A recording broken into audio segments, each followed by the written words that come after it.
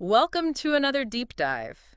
This time, you guys have sent us right into the world of Game of Thrones with a whole stack of excerpts from the books. Wow. So buckle up, because we are about to uncover some hidden depths and some really surprising facts. Okay. Even if you think you know this story like the back of your hand, Right. we're going to be following some major characters and the powerful creatures that are like totally intertwined with their fates. Hmm. Did you know there's one character who actually says he kills all his enemies out of fear? Really? Yeah. I don't remember that. Yeah, we'll get to that one later. Okay, cool. But I'm intrigued. yeah, it's going to be good. Yeah. So, It's fascinating how Martin just takes those fantastical elements, direwolves, dragons, right. and uses them to explore very human themes Mm. like power and loyalty, the weight of our choices. Yeah. It all plays out on this epic scale. It's true, Yeah. and I think that's what makes it so gripping. Let's unpack it, starting with those direwolves. Okay. Right from the get-go, the Starks find a litter of pups. Yeah. But these aren't just any pups. Right. They're direwolves. Exactly. Like, these things are super rare. Yeah. Almost mythical in Westeros. Mm-hmm. It's a sign right away that things are about to get interesting. Oh, yeah, definitely. Yeah. The direwolves are more than just pets. Hmm. They represent that raw, untamed strength of the North. Yeah. And they're closely linked to the Stark children, Mm. almost like each pup mirrors the child that it bonds with. Oh. Yeah. I see what you mean. For example, Robb's direwolf Greywind is fast and fierce, just like Robb becomes when he leads his army. Exactly. Sansa's direwolf lady is elegant and loyal, Mm-hmm. which totally matches Sansa's early dreams of court life. Yeah. And then there's Arya's wolf Nymeria, talk about wild and independent. Oh, yeah. A perfect fit for our rebellious Arya. Definitely. Like, these wolves are extensions of their personality. Exactly. Yeah. And it goes deeper. Right. Rickon, the youngest Stark, has Shaggy Dog. Right. As you might guess from the name, he's unruly and unpredictable, much like Rickon himself, who's caught in the middle of all this chaos. Oh, man. And then Poor Rickon. you've got Jon Snow, the supposed bastard, who finds a direwolf pup, unlike any other, an albino. Ghost. Okay, that one always gave me chills. Huh. There's something so different about him, silent, watchful, set apart from the pack. Yeah. Just like Jon. Mm-hmm. Do you think Martin was dropping us a hint with Ghost?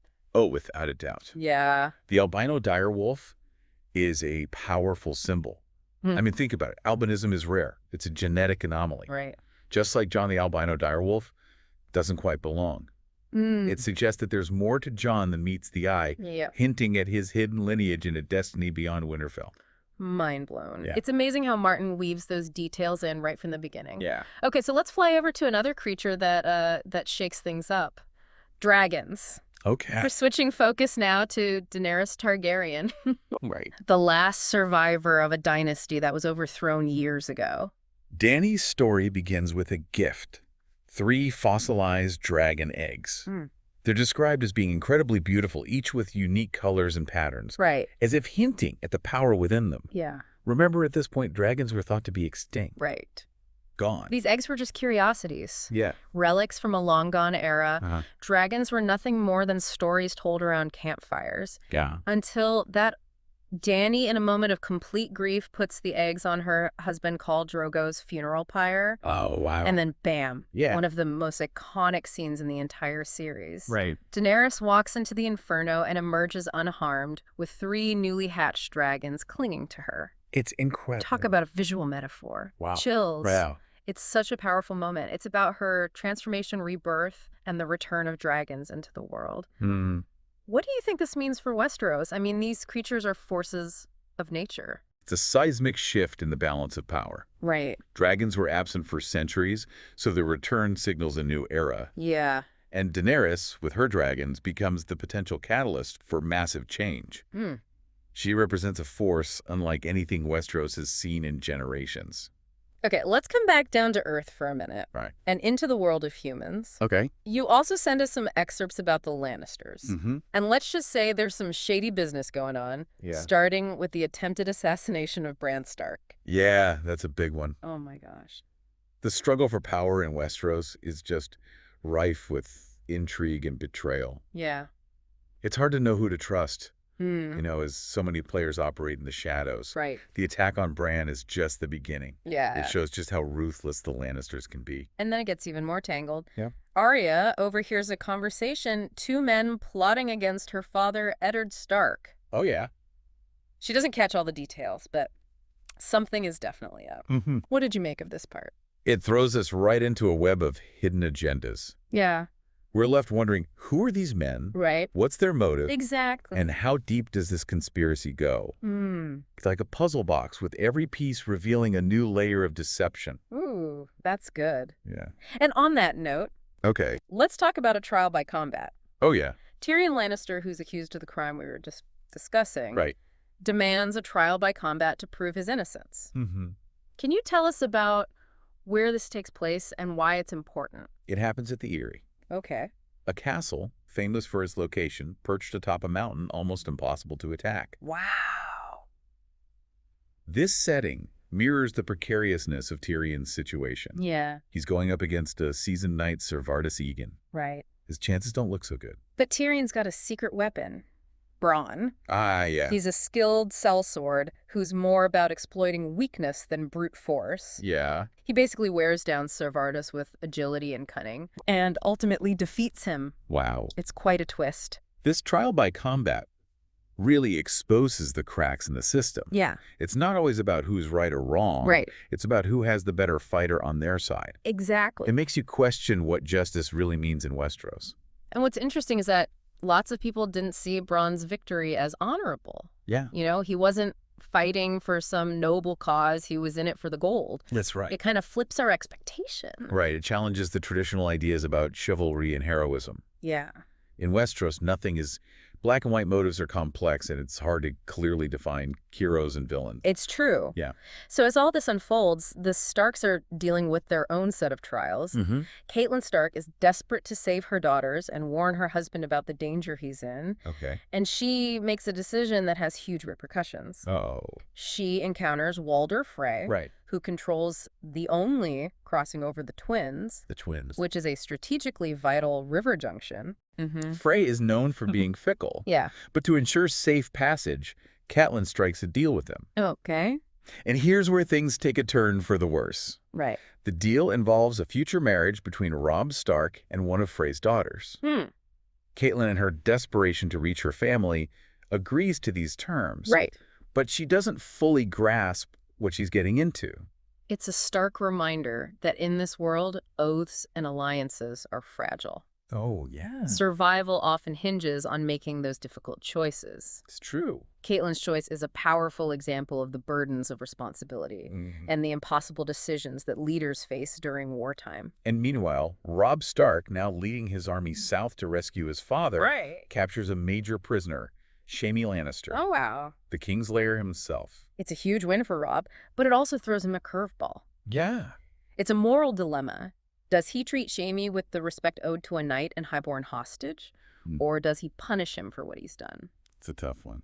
It is. Robb, trying to live up to his father's honor, chooses to keep Jaime alive as a prisoner of war. Okay.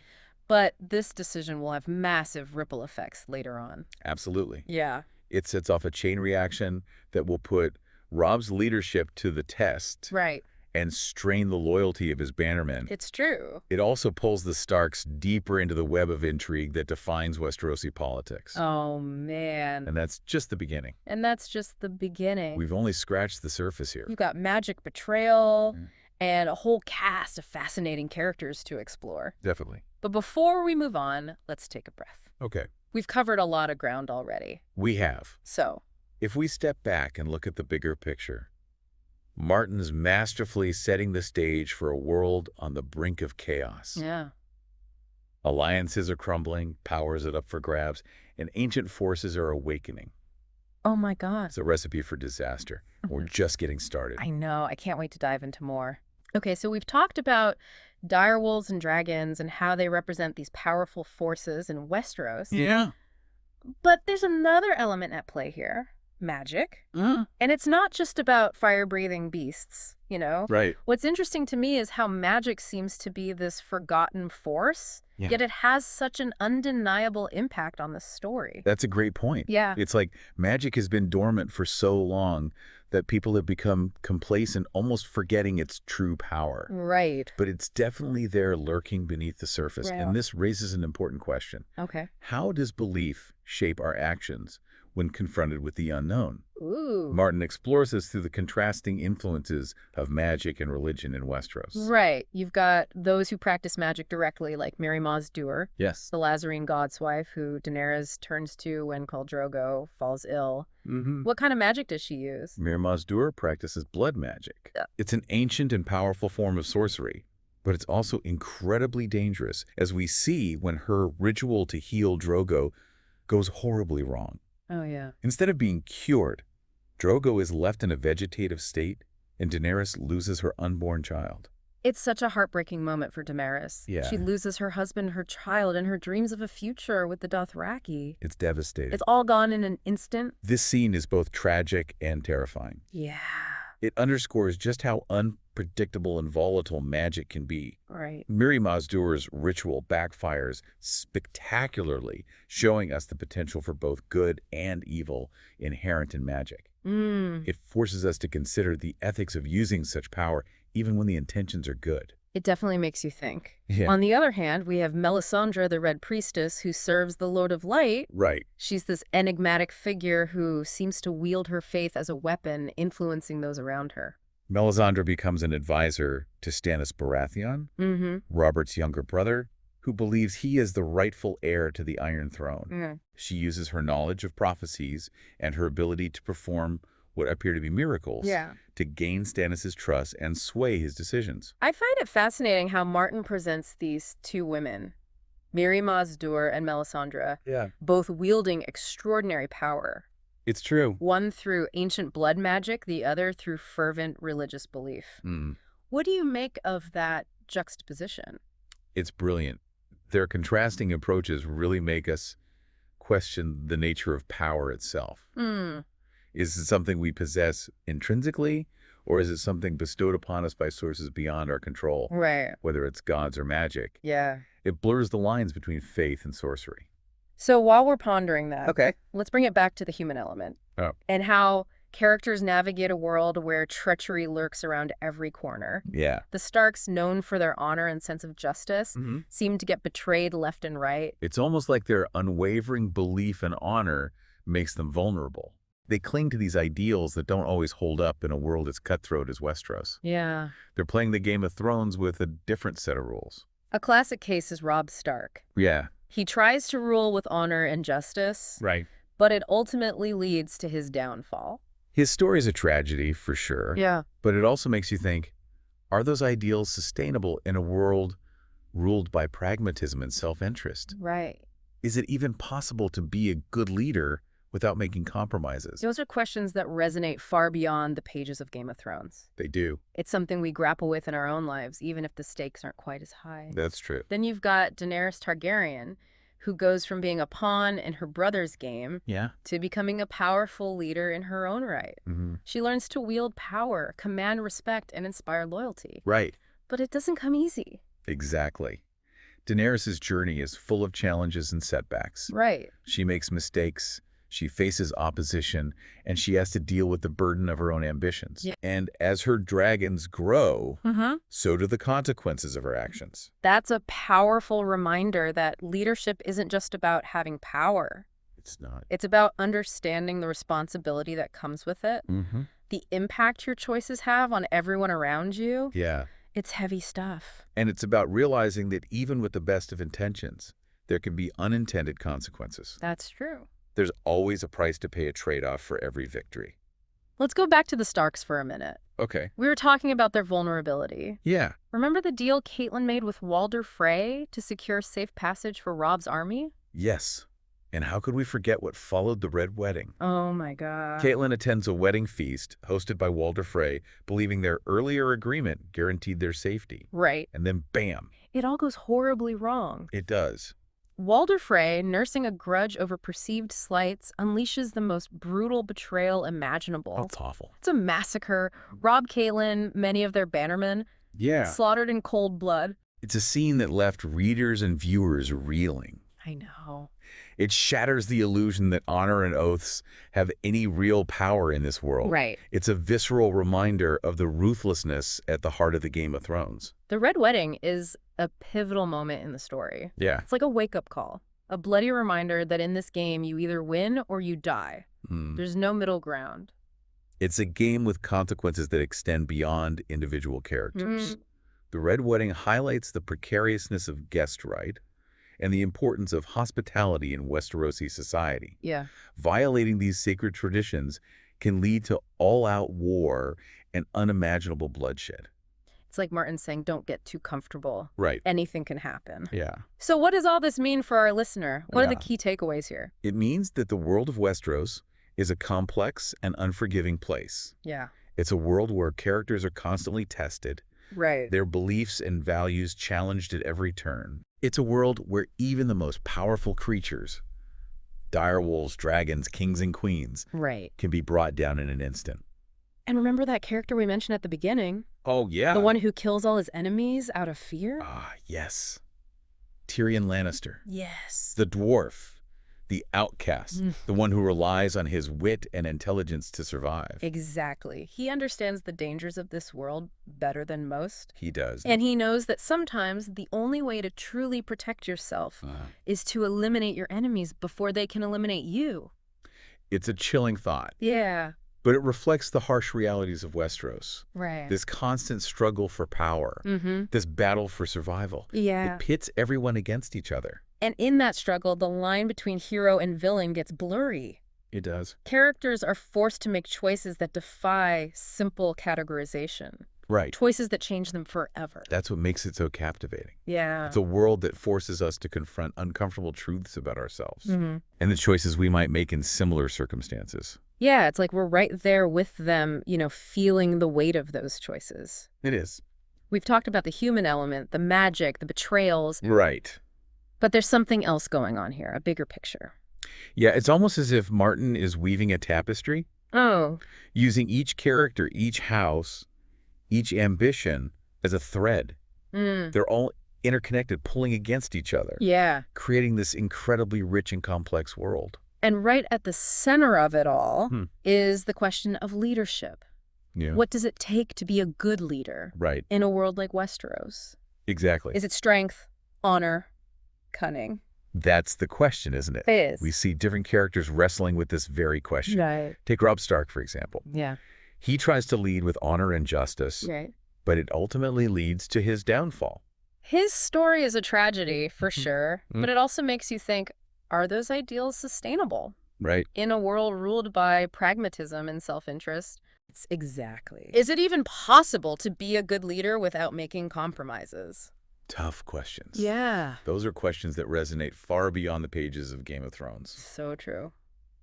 Then you've got Daenerys Targaryen, who goes from being a pawn in her brother's game Right. to becoming a powerful leader in her own right. Yeah. She learns to wield power, command respect, and inspire loyalty, but it doesn't come easy. It doesn't. No. No. Daenerys' journey is full of challenges and setbacks. Right. She makes mistakes. She faces opposition. Yeah. And she has to deal with the burden of her own ambitions. And as her dragons grow, so do the consequences of her actions. That's a powerful reminder that leadership isn't just about having power. No, it's not. It's about understanding the responsibility that comes with it, Right. the impact your choices have on everyone around you. Yeah.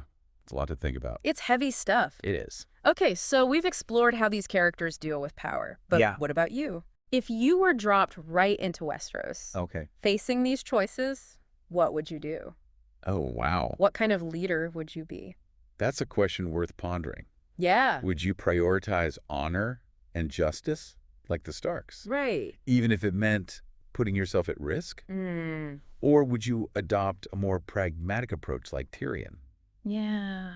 Who knows, the survival often means making difficult decisions. There's no easy answer, is there? There isn't. It all comes back to those themes Yeah. that Martin weaves so expertly. Yeah. Power, loyalty, the consequences of our choices. That's right. They're timeless, and they make us think about our own values and how we navigate the world around us. And that's the magic of Game of Thrones. Yeah. It's not just a story about dragons and battles. Right. It's a reflection of ourselves and the challenges we all face. It makes us ask questions, grapple with difficult choices, Right. and ultimately it leaves us wanting more. This has been an incredible deep dive. It has. Thanks for joining us as we explored the world of Westeros. Yeah, this was fun. We hope you've uncovered some new insights I know I have. and maybe even questioned your own approach to power and leadership. Until next time, keep those pages turning and those minds engaged.